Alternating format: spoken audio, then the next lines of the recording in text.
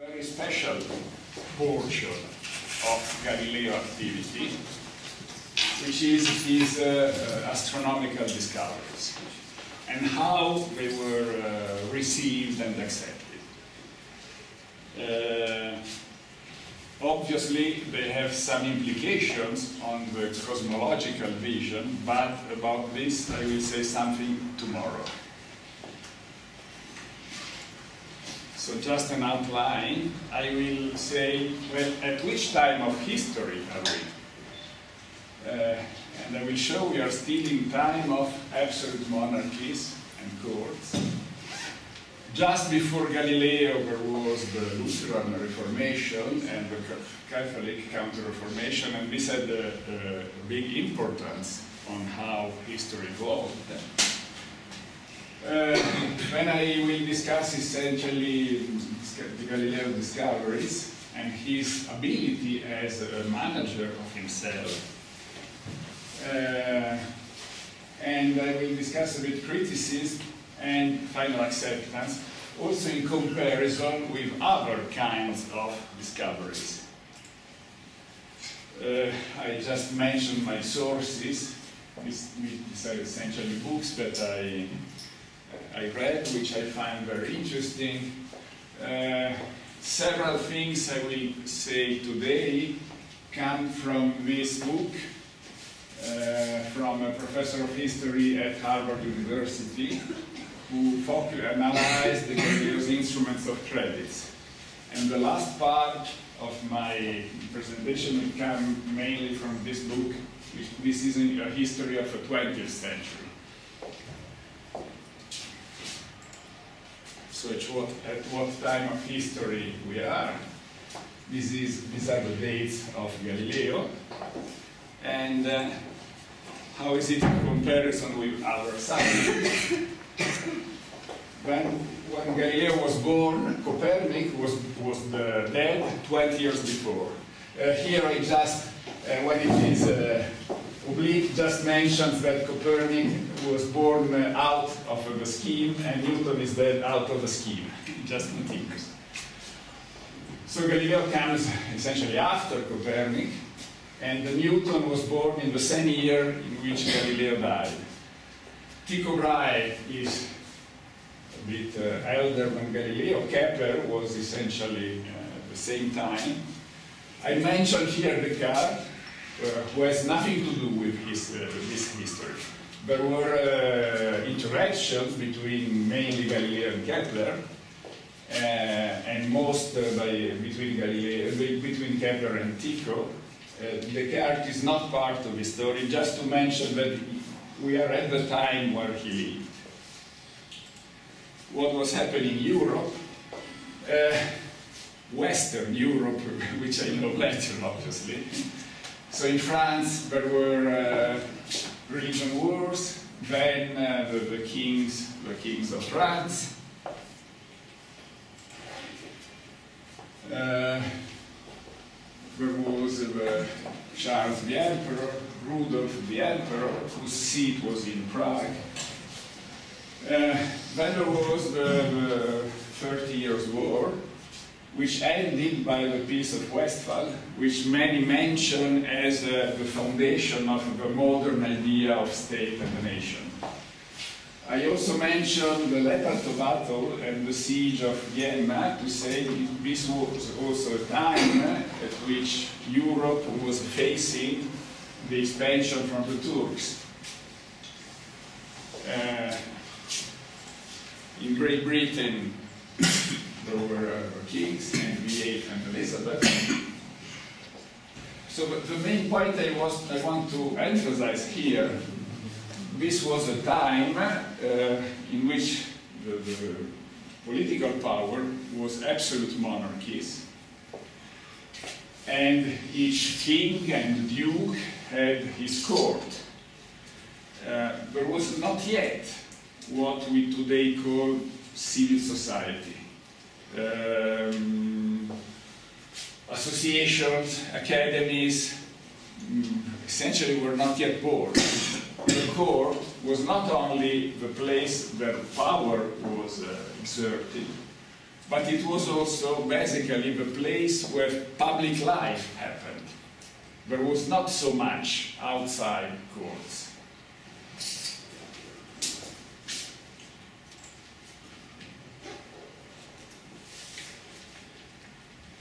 Now, just to mention the other point, this is Luther and Calvin, and the main dates of the rising Wittenberg thesis by Luther, and then also in Lutheran evolution there was the first formulation of the Lutheran faith in 1530, which was then substituted by others.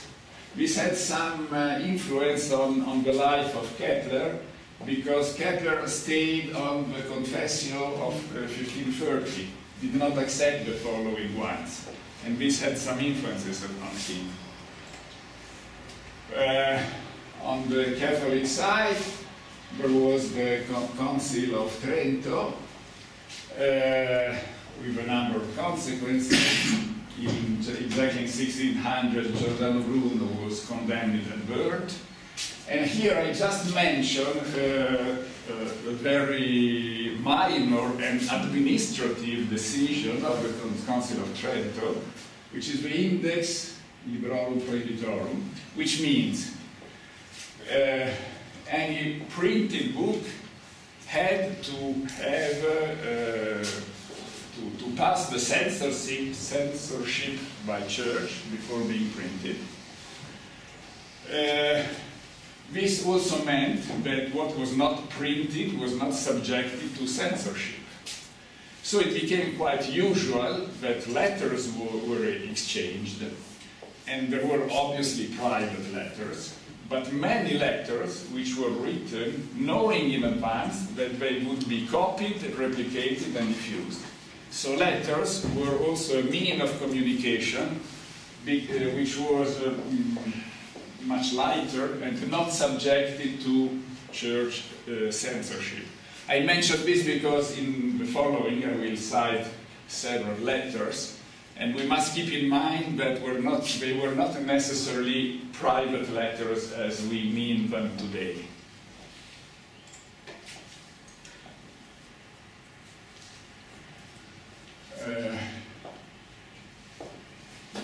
This is an important person in Catholic Church was Ignatius de Loyola, the founder of the Jesuit order, Societas Jesus, the Jesuits. Now, since the beginning, Jesuits put a strong emphasis on building schools and colleges. At the death of Ignatius, there were already around 100 Jesuit schools around Europe, mainly built approximately at the frontier between Catholics and Protestants. The Roman College was a kind of the central institution of Jesuits in Rome, and was the institution where all the syllabi, the prescriptions for the studies at Jesuit colleges were prepared for all colleges around Europe. And at the beginning of the 17th century, the number of schools was already about 200. The Roman College was founded when Ignatius was still alive. I mention this because Galileo had strong interactions with Jesuits in general and Roman College in particular. And with two Jesuit fathers, Christopher Clavius was a mathematician at the Roman College and the head of a kind of school of mathematics. Bellarmino was a Jesuit cardinal who had many different tasks. For some years he was also the rector of the Roman College. He was the prosecutor of Giordano Bruno. And he was a very influential cardinal who had many roles in Vatican.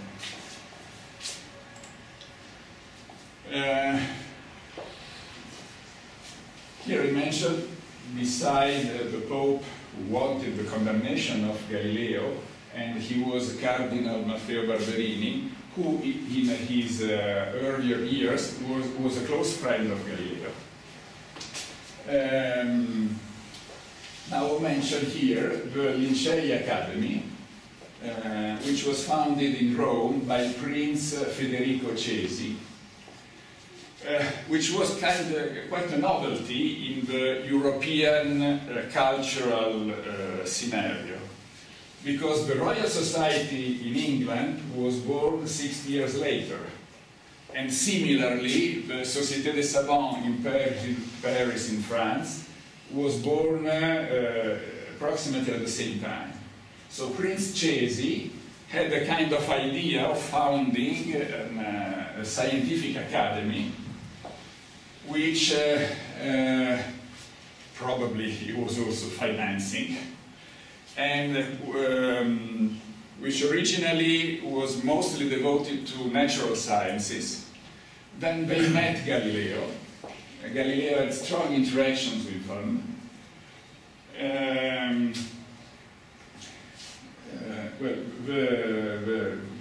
Prince Cesi died prematurely, and essentially the Lincei Academy did not survive him.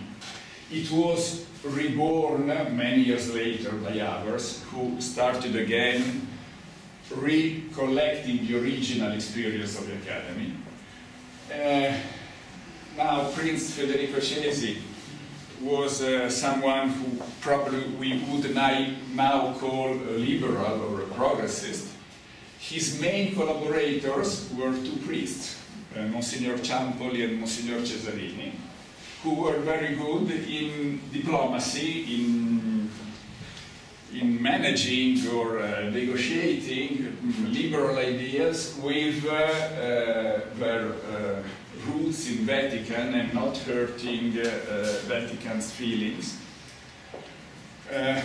When Pope Urban VIII was elected, they were very happy because he was counted among the liberals. Now, Galileo was in contact with them. They were very able, they were basically, after some years, they became the editors, the publishers of Galileo. So they managed all the matters of church censorship. Time is passing very fast. And part of the problems with Galileo trials came because this happened when Prince Cesi was essentially dead, but the Lincei Academy was no longer there. So Galileo was kind of alone, and he was also very, how do we say, temperament, quite impulsive, so not very, let me say, diplomatic. And the Prince Cesi lived longer. We do not know, obviously, maybe the story might have been slightly different. Now, I just mentioned a few points that I will also need tomorrow. At the time, approximately, there was a hierarchy of knowledges. Philosophy was the highest kind of knowledge, and philosophy and natural philosophy, who investigated the essence of beings, the ontologic causes, and said, well, the characters of natural phenomena are necessary consequences of their ontological nature. Mathematics, as always, basically saves instead the phenomena. Mathematics are formed by arithmetics or algebra, geometry, and then there was what we would now call applied mathematics, which included astronomy, optics, mechanics, and interestingly math, music. So the mathematicians, the astronomers were mathematicians. So Father Clavius in College Romano, Roman College, was the head of a school of mathematicians, and this meant also including astronomy. Astrology had a peculiar status, not very much separated from astronomy, because natural philosophy studied cosmology, the idea of cosmos, the skies are there corruptible or incorruptible, the skies are crystalline or fluid. Astronomy described the motion of planets and needed exact predictions of the position of planets, which is basically the same ingredient of astrology. So the distinction was not clear at all. So for instance, astronomers, since Ptolemy, to describe positions of planets, invented this system of deferent and epicycles, such that I mean, the idea of circular and of circle and of sphere was absolutely crucial, because the sphere remains the same whatever you turn it. And it turns out that abandoning the idea of circle was more difficult than abandoning the idea of Earth at the center. So mathematicians invented this way of predicting positions of planets. Vacuum was not considered possible. So they said skies, because the whole sky was a number of spheres, concentrical spheres, which filled the whole space. And the debate was if these spheres were crystalline or fluid. Now, if spheres were crystalline, one says, well, how can a planet do such complicated path without breaking the crystal? But this was not a problem, because this answered to two different questions: the nature of cosmos and the mathematical description of the trajectories. This can seem a bit strange, but if you think in history of physics, it is not so strange. Because if you think of Planck in 1900 and Einstein in 1905, when presenting the first idea of quanta, they said, it's like, or as if electromagnetic radiation exchanges energy with matter in discrete packets. They have no idea or no explanation why this happened. They just said, if we assume that electromagnetic radiation exchange energy by discrete packets, quanta, then we can say the phenomena. So we can derive the proper laws which govern this phenomena. So, Galileo's observation in 1609, he was professor at University of Padua, which was the university of the Venice Republic. Venice at the time was at the top of its wealth and power, and its university was in Padua. He did not invent the spyglass. Probably some spyglass arrived from the Netherlands.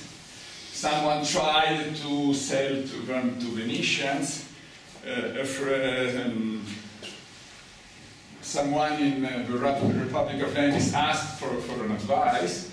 Probably Galileo managed to have one of them, dismounted them, saw how it was built, and he was technically very skilled, so he managed to produce better lenses. So he produced a spyglass more performant than the one which arrived from the Netherlands.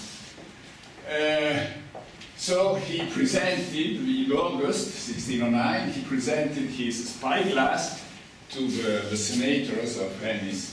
Now, for a republic which owes its power from the domination of seas, in case of a fight at seas, being able by a spyglass to see the adversary fleeing in advance is very important. So Venice Republic doubled the salary of Galileo as professor. Then in autumn, his main idea from this point of view was looking not only at Earth, but also at sky. He was the first one to raise a spyglass to the sky.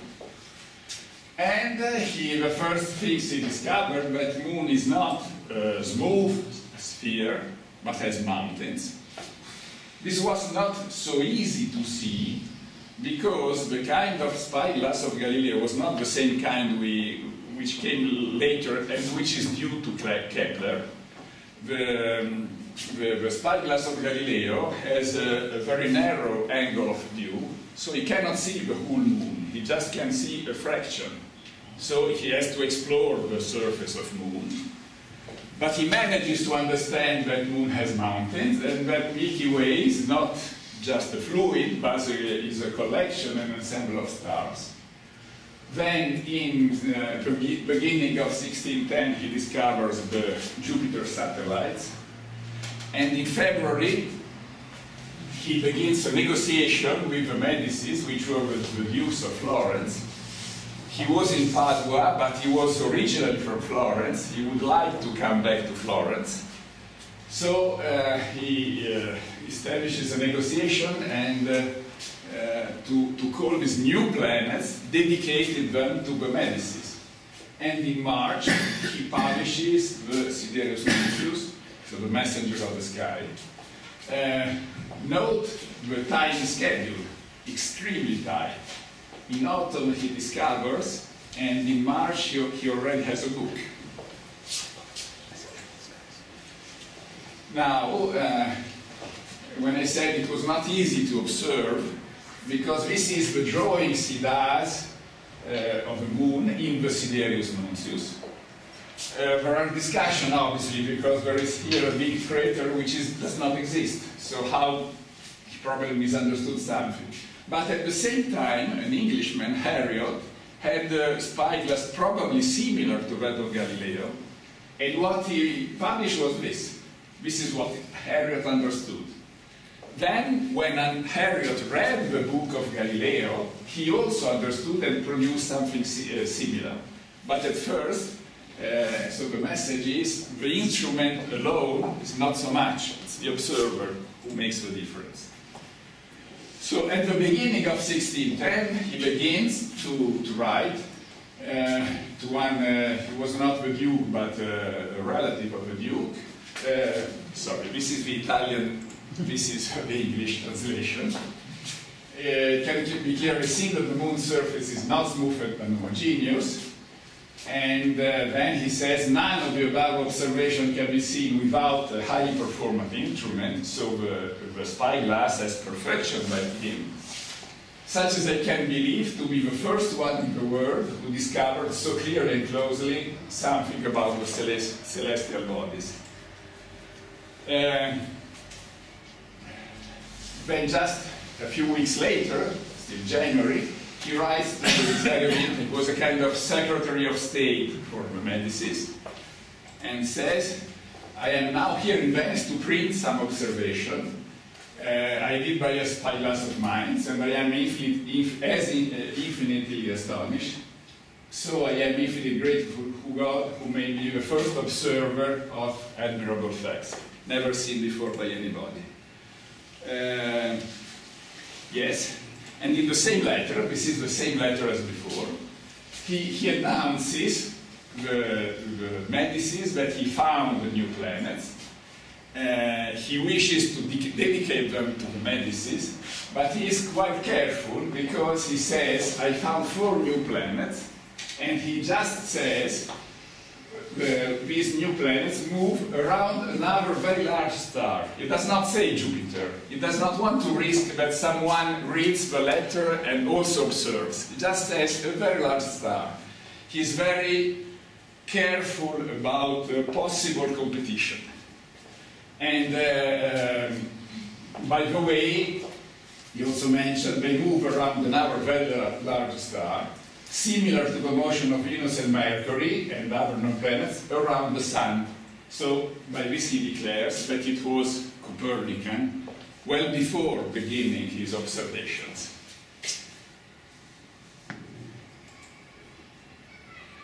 Yes, so this is the time schedule.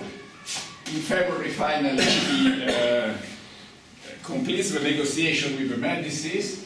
The Medicis essentially finance the book, and especially a kind of public relation campaign, because Jupiter satellites are discovered in January. In February, he negotiates with the Medicis. In March, the Sidereus is published.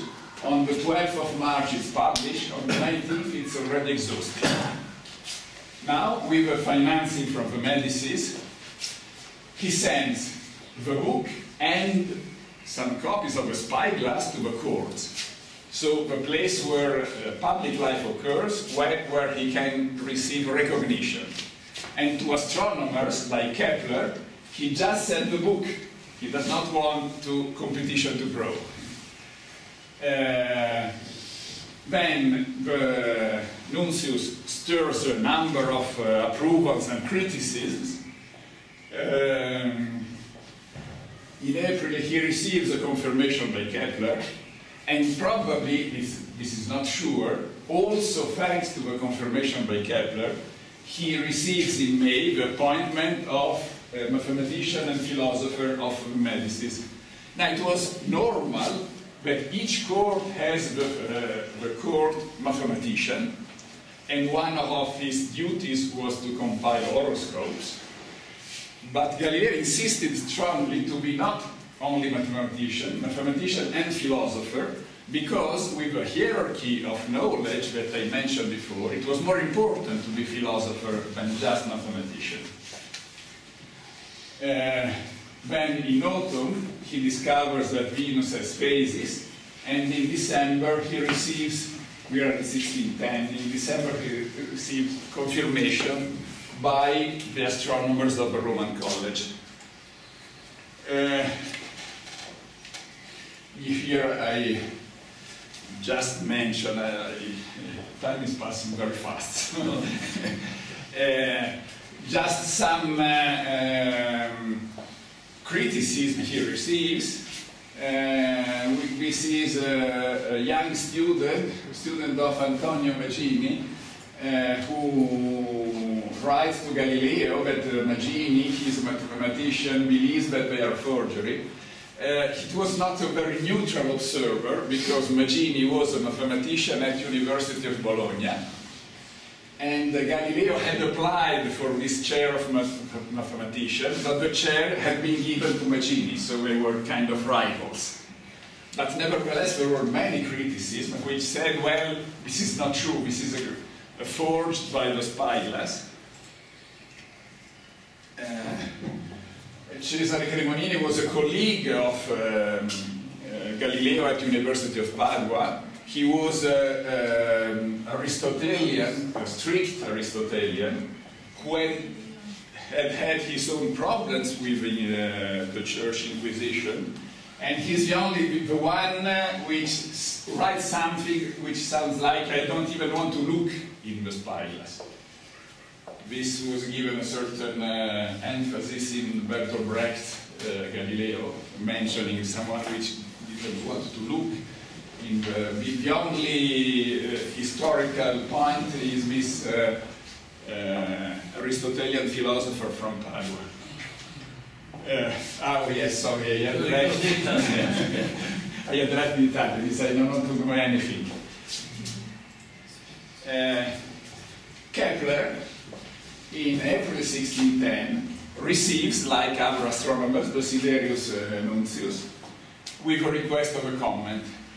He does not have an adequate spyglass, so he cannot see, but within a few days he writes a very short booklet, Dissertatio cum Nuncio Sidereo, in which he endorses all Galileo's discoveries.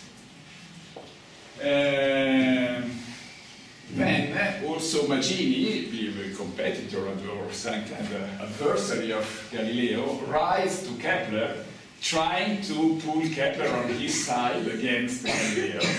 And Kepler basically answers, I endorsed because we both are Copernicans. So this is the reason why I endorsed. Well, Kepler obviously was criticized for endorsing without seeing.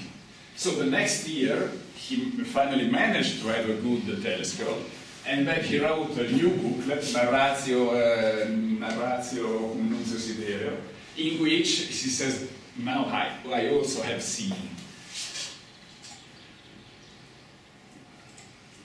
Well, the astronomers of a Roman college were also very skeptical, but then the next year, Mark Wessel was a German nobleman who was exchanged letters with most of the astronomers, and he said Faber Clavius in Rome wrote me recently, admitting frankly he was very skeptical about these novelties, but finally they also in Rome managed to have a good instrument. He could see soon this is misspelled so clearly that he had no more doubts. And just a few weeks before,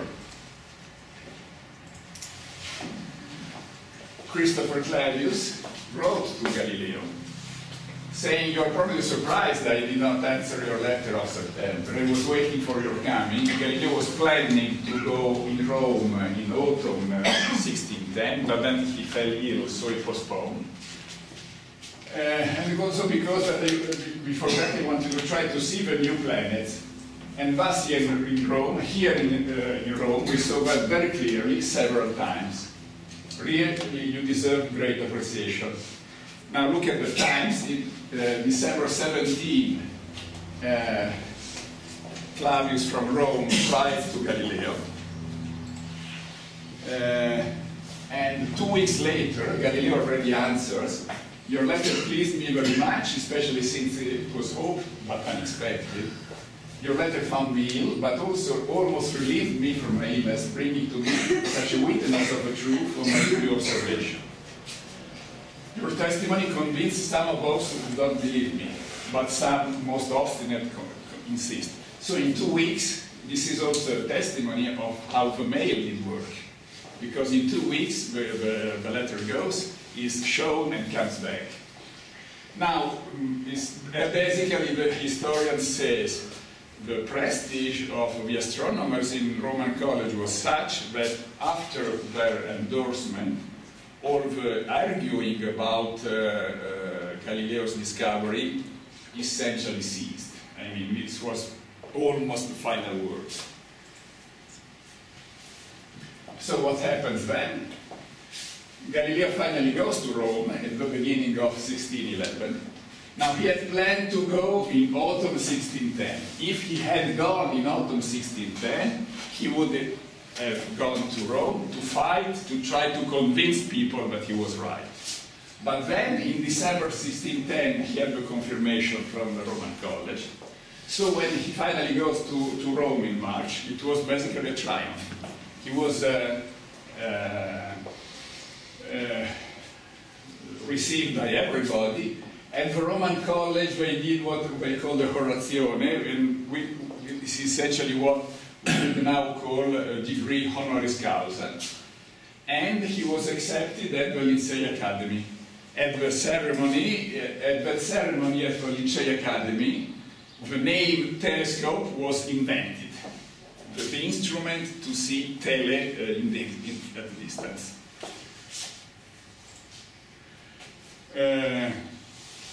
So he's here, Galileo.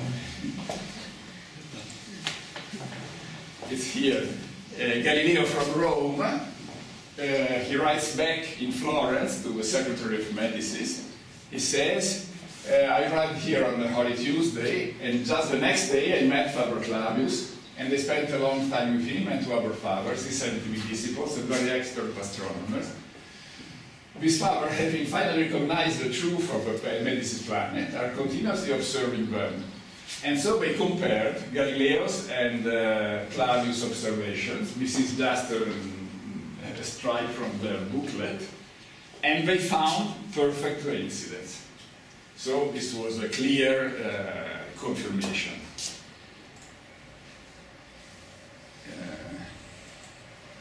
Yes, this I skip. Yes, I skipped because it's becoming late. Yes, before leaving Rome, he writes to a friend in Florence again. I was received by many of these cardinal priests and several princes who wanted to see my observations.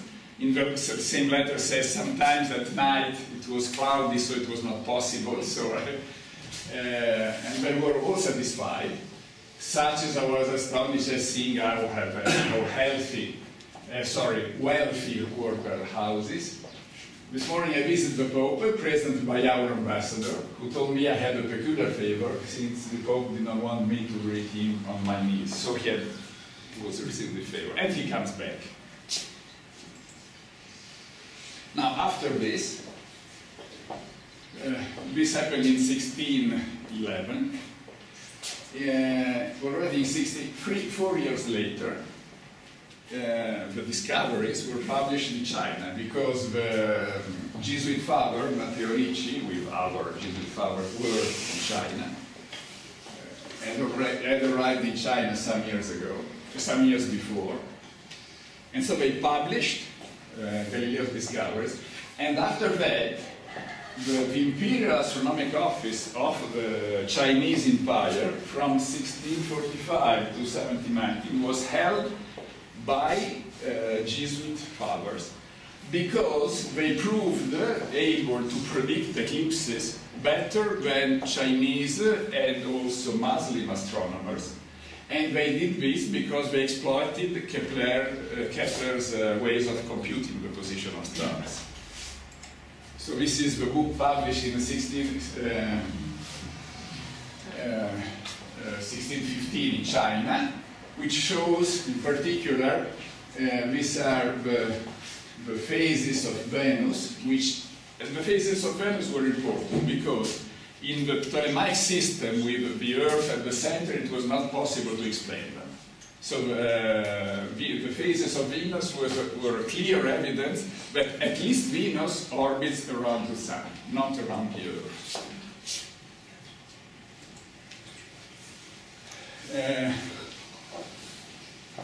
Now, just to, yes, I'm managing, to have some comments about the acceptance of innovations. Galileo observed in 1609, published in 1610, and by 1611 his findings were widely accepted. And by 1615 were published in China, and obviously going to China at the time was not as going to China today. In the same 1609, Kepler published Astronomia Nova, in which he proposed the elliptical orbits, which he found working on all the data from Tycho Brahe, who was the greatest observer of positions of the stars. Well, for almost 40 years, no one mentioned the elliptical orbits. They were all aware. There is a letter of Prince Chesi who says Galileo, well, you know, with different and epicycles, this is a complicated thing. By the way, it was a declared objective of Copernic of eliminating this complication of different and epicycles. But he did not manage, basically because he put correctly the Sun at the center, but still stood with circular orbits. So also Copernic had to introduce different and epicycles. So there is one letter of Prince Chesi to Galileo who says, well, and if we took the elliptical orbits of Kepler, would we be able to discard all these complications? And Galileo essentially answers, you know, nature is done as it is done. We must keep or take it as it is. We cannot say nature is like we wish it, which from the methodological point of view is a perfect answer. It is perfectly true. But this also says that abandoning the idea of circular was perhaps even more difficult. but would say that Kepler maybe was even more innovative than the other astronomers. The first one who takes into account the elliptical orbits is in 1645 Ismael Boulieu in his Astronomia Philolaica. Ismael Boulieu was a French Catholic priest who Philolaica, because Philolaus was an ancient Greek who did something as a cosmological system, something heliocentric. And he takes the elliptical orbits, but with a very complicated geometry, a cone which is cut in oblique way, which does ellipses.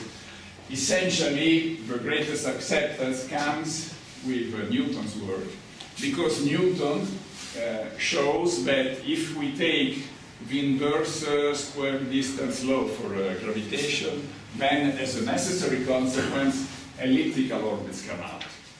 So that the final definitive acceptance of elliptical orbits come with Newton's work. Now, just to say, if you wish, a kind of parallel story, just a very few minutes, of the 20th century. The black holes, which are one of the most intriguing objects discovered by astronomy in the 20th century. The idea that a star burns all its nuclear fuel, at the end it collapses, it can explode and leave a remnant. The remnant contracts because of attraction and becomes extremely small and extremely compact. But if its mass exceeds a certain limit, because if a star contracts, the pressure inside grows until it contrasts further contraction. But there is a limit. If the mass exceeds this limit, contraction cannot stop. It's endless. And the star essentially becomes, according to relativity theory, essentially one point. It's kind of goes out of space as becomes a singularity of the gravitational field, such that even light cannot escape. Now, Einstein's theory of general relativity was in 1915. Well, the story of black holes is partially the story of the life of Subramanian Chandrasekhar, called Chandra, for simplicity. An Indian physicist who at the age of 20 went to Cambridge and went to the States. Now, well, just 1 year after Einstein's theory of relativity, Schwarzschild, a German mathematician who died that same year, well, he enrolled as a soldier in the war and then died, found the solution of Einstein's equation, which included a singularity surface, now called the Schwarzschild radius, already having the properties of a black hole. But this was a mathematical solution, no connection to stars was seen. Chandra in 31, he was 21, he, studying the stability of collapsed stars, he finds this mass limit, now called Chandrasekhar limit, above which the collapse continues without a limit. He publishes. In 32, independently, Landau, who was is one of the greatest geniuses in the physics of the 20th century, discovers the same results and publishes, stating that this is what mathematics tells us, but in reality stars cannot show such a ridiculous tendency. He wrote this. Then in 35, in the equation of a Seminár, Eddington, who was one of the most famous astrophysicists at the time, he was the first one to give the experimental evidence of gravitational lens predicted by Einstein.